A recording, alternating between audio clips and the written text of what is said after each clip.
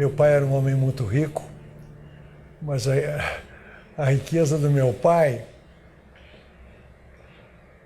era a riqueza de antes de eu nascer. Eu não conheci meu pai rico. Ele era rico, era dono de muita coisa, ele era exportador de café. Aí veio a crise da Bolsa, eu acho que foi em 1929. Meu pai perdeu tudo. E foi-se a riqueza e nós tivemos que morar na roça. As primeiras memórias que eu tenho da minha infância são memórias da roça. Casa de pau a pique, sem privada. De uma pobreza, os ratos passeando lá em cima, aquele cheiro de querosene, porque a luz não tinha eletricidade, então a luz era com lampião. Meu pai tinha um defeito, o defeito dele é o seguinte, ele achava tudo bom, podia ser a situação mais desgraçada, ele descobria um jeito de fazer aquela coisa ficar boa, mas ele tinha um problema, ele estava pobre e não tinha dinheiro para mandar os filhos para a escola. Aí, um missionário foi até ele e ofereceu bolsas para o Instituto Gamo, que era a escola de Lavras. Então nós ficamos ligados ao protestantismo, não por conversão, mas por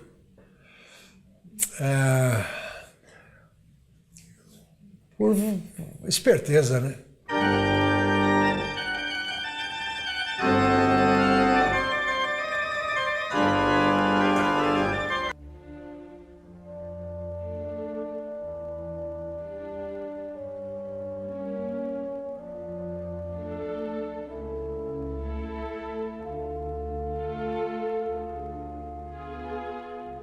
Um dia me deu na cabeça essa iluminação, porque para protestantes e católicos a Bíblia é a palavra de Deus.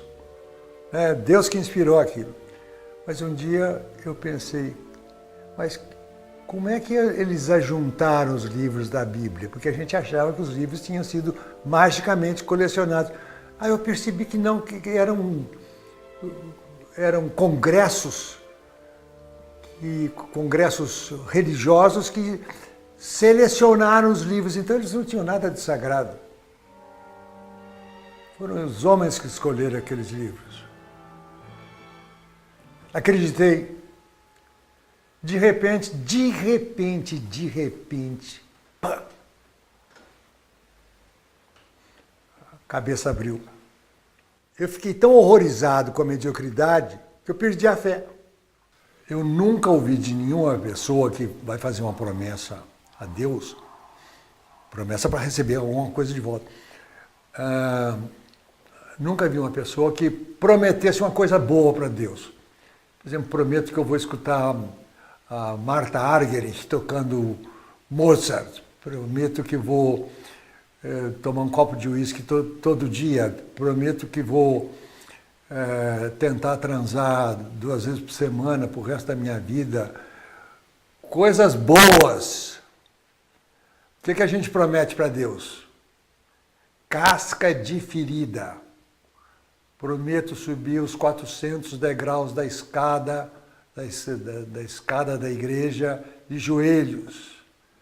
Prometo não beber Coca-Cola durante 6 meses. A gente é como se Deus ficasse babando de prazer ao saber dos sofrimentos. Deus tem um prazer. Ai, como está sofrendo, como está sofrendo.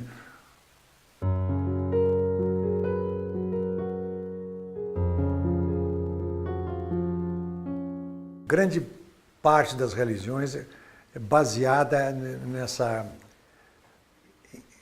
proibição de pensar, não é permitido pensar.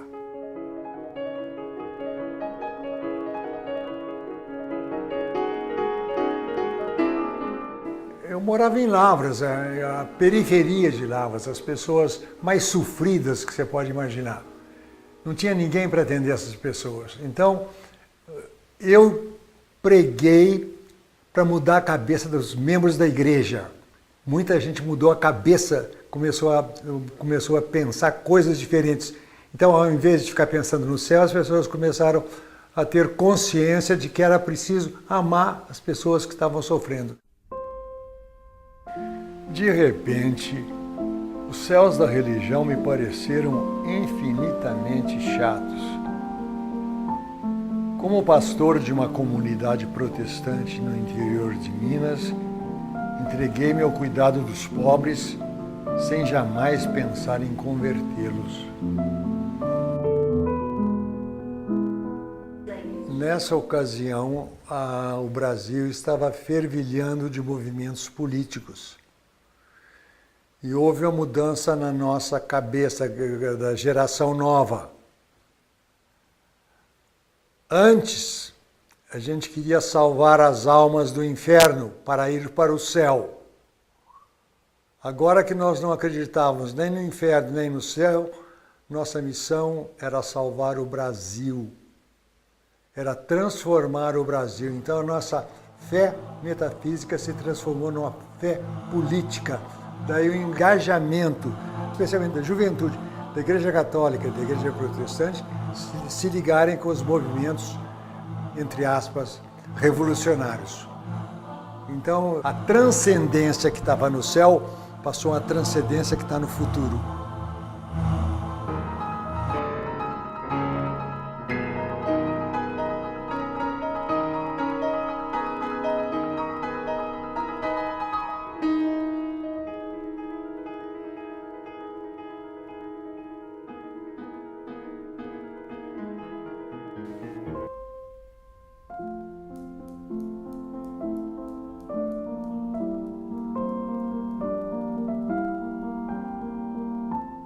Fui pastor protestante e é provável que, se tudo tivesse acontecido nos conformes, eu hoje fosse um clérigo velho.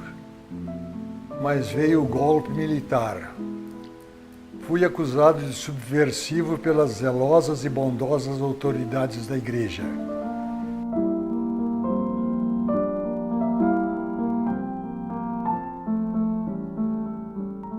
Tinha terminado todas as minhas obrigações acadêmicas, estava livre, porque eu trabalhei feito um louco, eu estava com muita saudade, queria voltar para o Brasil. Então eu tirei um dia para passear downtown, lá no Times Square, e fiquei lá vagabundando, andando para aqui, andando para ali. Aí foi voltar para ir para o meu apartamento, eu peguei o metrô, sentei e olhei para frente do outro lado do vagão e eu fiquei congelado a hora que eu vi a manchete. Revolution in Brazil. Aí começou o mês de mais medo que eu tive. Eu fiquei com muito medo de chegar no Rio de Janeiro e lá eu ser preso e desaparecer, as pessoas desapareciam.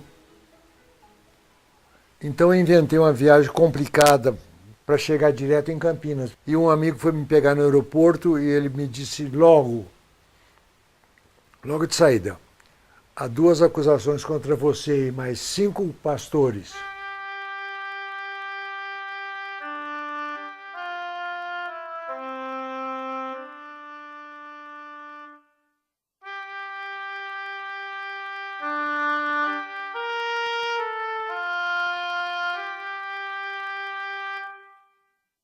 Aí foi 2 anos de aflição, tentando descobrir, tentando não ser preso.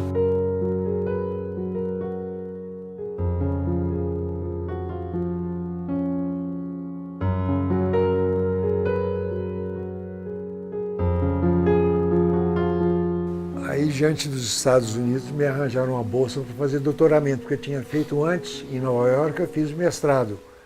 Aí me deram uma bolsa para fazer doutoramento, eu fui para Princeton.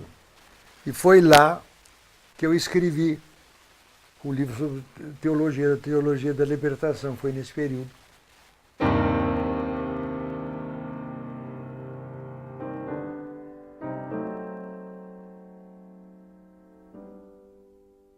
tese de doutoramento, o nome era no sentido de uma teologia da libertação. Esse era o título. Então, eu tenho a prioridade do título.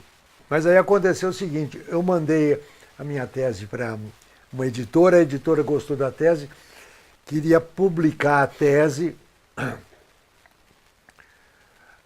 mas disse libertação, a moda naquele tempo era a teologia da esperança. Era um alemão, o Moltmann, Jürgen Moltmann. Mas aí a editora falou, vamos colocar o seu livro no caudal da teologia da esperança. Então ficou chamado Teologia da Esperança. Mas originalmente era Teologia da Libertação. Eu estava em Oxford, fui lá dar uma conferência. E fiquei amigo lá dos teólogos lá de Oxford. E um deles chegou para mim e disse, como é que estão os preparativos para o Congresso de Teologia em janeiro? Eu não sabia de nada. O Congresso ia ser em São Paulo e eu não sabia. Eu fiquei na maior vergonha porque eles em Oxford sabiam e eu não sabia. Aí eu cheguei ao Brasil, fui fazer minhas escarafunchações e descobri que o meu nome tinha sido vetado pelo Frei Beto. Ele não admitia que protestante tivesse prioridade na teologia. Ele escreveu numa reportagem no Pasquim que a minha teologia não prestava porque, por duas razões. Uma delas é que eu não era marxista e a outra... a outra é que eu tinha escrito minha tese nos Estados Unidos. Eu então mandei dizer para ele que lembre-se que Marx escreveu o Capital em Londres.